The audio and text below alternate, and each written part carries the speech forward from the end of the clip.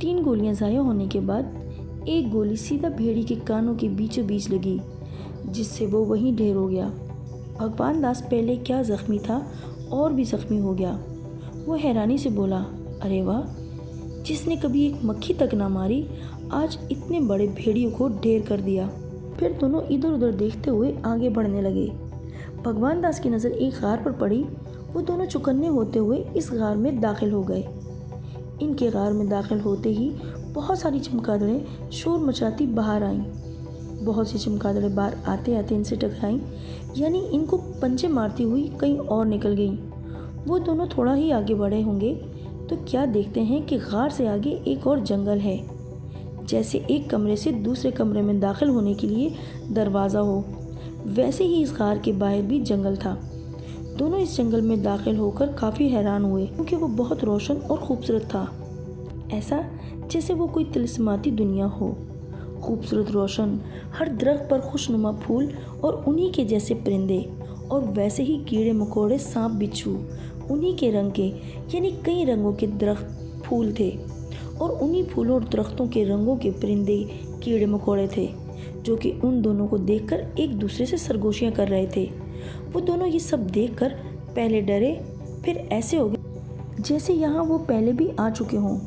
वहाँ रंगीन खुशनुमा फलों को देखकर दोनों को भूख ताज़ा हो गई। दोनों ने फल तोड़ना चाहे, एकदम एक गंभीर सी गैबी आवाज़ आई, जिससे दोनों बुरी तरह डर गए। वो गैबी आवाज़ कह रही थी, यहाँ किसी परिंदे, फल फूल को गलती से भी हाथ न लगाना, वरना तुम दोनों यहीं कैद होकर इन परिंदों में शामिल हो जाओगे, जो कि बहुत से लोग ये गलती करके परिंदे बने हुए थे। ये सुनते ही दोनों और भी एहतियात से आगे बढ़ने लगे। दोनों को वक्त का पता ही न चला। दोनों बहुत थक गए थे। मट्टी के टीले से टेक लगाकर सस्ताने को बैठ गए। ओम को ऊँघ आई और वो वहीं सो गया। भगवान दास को भी नींद घेरने लगी, पर वो ना सोया। वो उसी पंडित की बातों को सोच रहा था कि चल चलकर हलकान हो गए हैं, पर वो कुआं कहीं नज़र नहीं आ रहा। फिर उसने देखा कि बहुत सारे परिंदे एक जगह उड़ रहे हैं और शोर मचा रहे हैं। वो उसी रुख चल पड़ा। वहाँ जाकर देखा एक बहुत बड़ा अजदा तड़प रहा था और उसके मुंह से एक इंसान बाहर आ रहा था। वो घबराकर एक साइड में होकर देखने लगा। वो इंसान अजदा के मुंह से बाहर आया तो वो कोई देवी थी, खूबसूरत, बिल्कुल माँ शेरा वाली की तरह। वैसा ही लिबास। भगवान दास वहीं छुपा रहा। जब वो अजदा के मुंह से बाहर आई तो अजदा वहीं ढेर हो गया, और इस देवी ने मुस्कुरा कर कहा, ए इंसान, बाहर आ जाओ। वो डरते डरते बाहर आया तो देवी बोली, मुझे इल्म है कि तुम यहाँ क्यों आए हो। अगर तुमने इस बड़े आसेब के सवालों का ठीक से जवाब दिया तो मैं भी इसकी कैद से आज़ाद होकर तुम्हारे साथ चली जाऊंगी, और अगर तुम नाकाम रहे तो तुम भी यहीं कैद हो जाओगे और तुम्हारा दोस्त वो भी मारा जाएगा, और वो आसेब मुझे वरमैला पहनाकर अपनी दासी बना लेगा। भगवान दास इस देवी की बातें सुनकर परेशान और खौफजदा होकर बोला, मैं तैयार हूँ। वो दोनों चंद कदम ही चले होंगे कि एक हौजनुमा दायरा बना हुआ था। दायरों के आसपास बहुत ही ज़्यादा खुशनुमा फूल खिले थे और वो जगह खुशबू से महक रही थी। इसके साथ एक पुराना छोटा सा मंदिर था और वहाँ वही त्रिशूल रखा था। भगवान दास ने वो त्रिशूल उठाना चाहा, पर वो इसे उठाया ना गया। उसने फिर से कोशिश की पर नाकाम रहा। देवी ने उसे कहा कि इसके लिए मंत्र पढ़ने होंगे। भगवान दास को याद आया कि हाँ, मंत्र पढ़ने को भी कहा था। फिर इसने जल्दी जल्दी मंत्र पढ़े। वो आंखें बंद करके ज़ोर ज़ोर से मंत्र पढ़ रहा था। फिर कुछ गड़गड़ाहट की आवाज़ के साथ ही त्रिशूल इसके हाथ में था। उसने त्रिशूल हाथ में आते ही देवी की तरफ देखा तो देवी ने दूसरी तरफ इशारा किया। भगवान दास ने उस तरफ देखा तो सुनहरे रंग का बहुत खूबसूरत दायरा था। वो त्रिशूल लेकर आगे बढ़ा, क्योंकि त्रिशूल पर काले कुएं की मिट्टी जो लगानी थी। उसने जैसे ही कुएं में झांका तो वहाँ काला गलीस पानी था, जिससे बदबू के भभके उठ रहे थे। फिर उसे याद था कि ठीक जवाब देने पर गंदला पानी खुशबूदार मिट्टी में तब्दील हो जाएगा। अभी वो सोच ही रहा था कि एक खौफनाक गरजती आवाज़ ने इसे चौंका दिया। इसने देखा एक भयानक शक्ल वाला बहुत ही काला आसेब कुएं से उभरा और बोला, तुम उस वक्त तक इस मिट्टी को हासिल नहीं कर सकते जब तक मेरे सवालों के जवाब न दो, और अगर एक भी जवाब गलत हुआ तो इस कुएं में कैद हो जाओगे और रोज़ तुमको एक ना एक अजियत मिलती रहेगी। भगवान दास बेखौफ व ख़तर इसके सामने तनकर खड़ा हो गया और बोला, पूछो जो पूछना है। इस आसेब ने ज़ोरदार गरजता हुआ कहका लगाया और बोला, तो सुन ए नौजवान और बहादुर इंसान, वो कौन से 3 कांटे हैं जो इंसान अपने पास रखता है और वो उसे चुभते भी नहीं? बूझो तो जानो तुम कितने पानियों में हो। और ज़ोरदार कहके लगाने लगा। भगवान दास भी सोच में डूब गया कि ऐसा क्या होगा। अचानक से इसे अपनी कलाई पर चुभन हुई। इसने अपनी कलाई को देखा और साथ ही इसके मन में जवाब भी आ गया। वो मुस्कुराते हुए बोला, ये रहे वो 3 कांटे, और कलाई आगे कर दी जो घड़ी बंधी हुई थी, जो इसके साथ हम वक्त रहते हैं पर चुभते नहीं। और साथ ही फूलों के बीच खड़ी देवी को देखा, जिसके इशारे पर एक चींटी ने भगवान दास की कलाई पर जोर से काटा था। आसिफ को थोड़ा गुस्सा आ गया, क्योंकि वो नहीं चाहता था कि भगवान दास उससे जीत कर देवी को उससे जुदा कर दे। और वो बोला, ठीक जवाब है। भगवान दास बोला, जल्दी से दूसरा सवाल बताओ।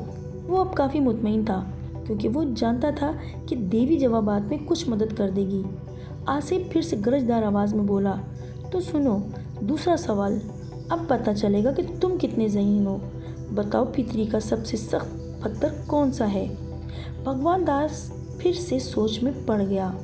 इसने फिर से देवी की तरफ देखा और मुस्कुराते हुए बोला कि पृथ्वी का सबसे सख्त पत्थर हीरा है, क्योंकि उसने जब देवी की तरफ देखा तो उसके ताज में हीरा चमक रहा था। उसने झट से जवाब दे दिया। भगवान दास बोला, अब अपना तीसरा सवाल जल्दी बताओ, क्योंकि मुझे वापस भी जाना है। आसिफ समझ गया था कि भगवान दास आसानी से हर सवाल का जवाब दे रहा है और आगे भी दे देगा। उसने सोचा, अगर मैंने तीसरा सवाल किया और इसने जवाब दे दिया तो देवी मुझसे दूर चली जाएगी।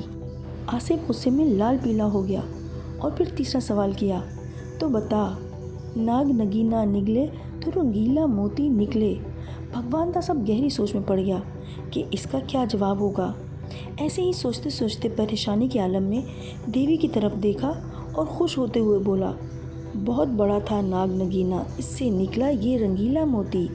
वो देवी का बोल रहा था, जो नाग के पेट से बाहर आई थी। तीसरे सवाल का जवाब सुनते ही आसिफ हाफा बनकर गायब हो गया। आसिफ के गायब होते ही इस हौज के अतराफ की परियां भी झिलमिलाकर गायब हो गईं और वो देवी आम से लिबास में भगवान दास के सामने खड़ी थी।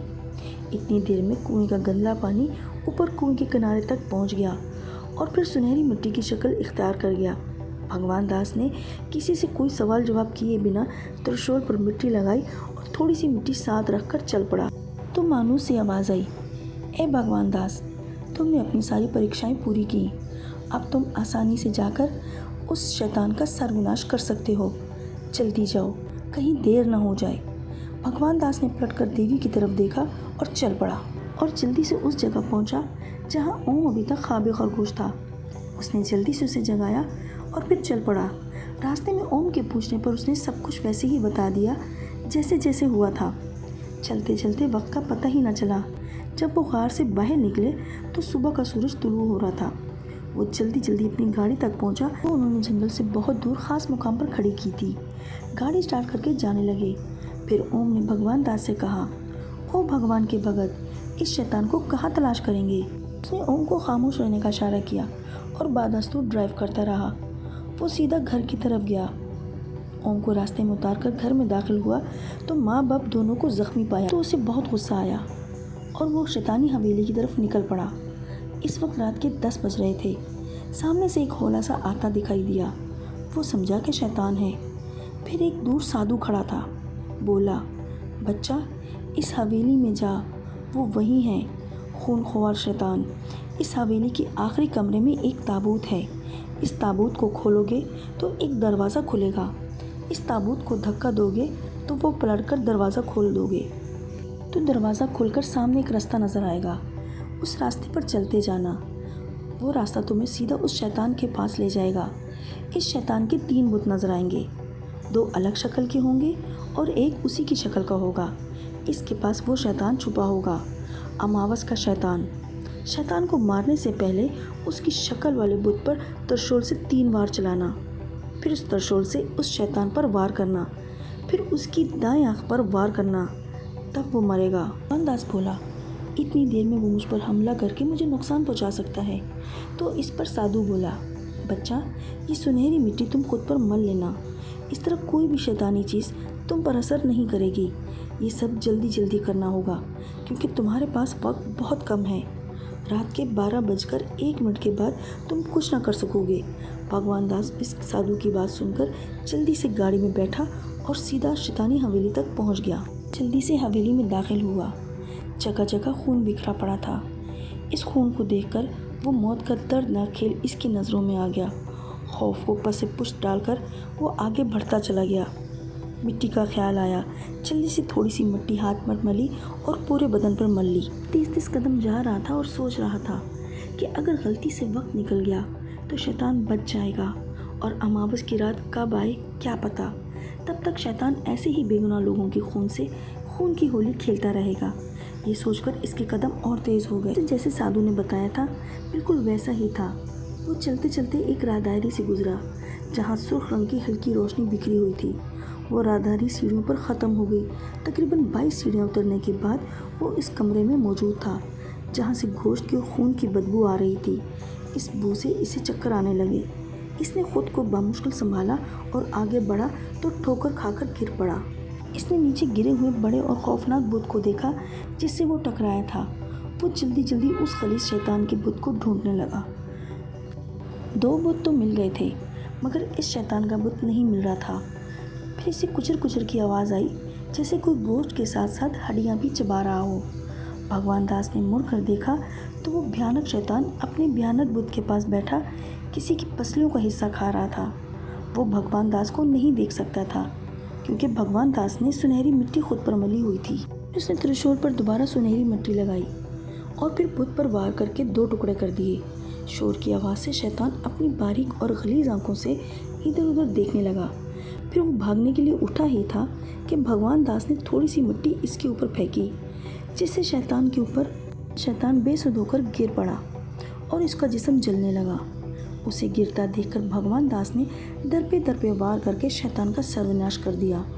शैतान का जिस्म पहले ही जल रहा था। मिट्टी से भरे त्रिशूल ने और भी शक्ति वाला वार कर डाला। उसकी दाएं आंख पर लगातार 3 वार किए तो शैतान के जिस्म को आग लग गई और देखते ही देखते वहाँ राख का एक छोटा सा ढेर लग गया।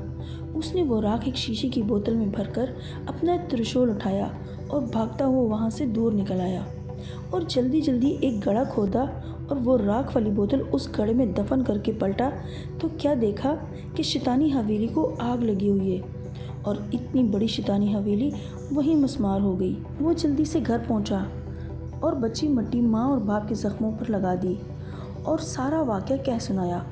रितु ने पूछा कि वो राख तुमने कहाँ दफनाई। वो बोला, माँ इसको राज ही रहने दो। वो थक कर चूर हो गया था।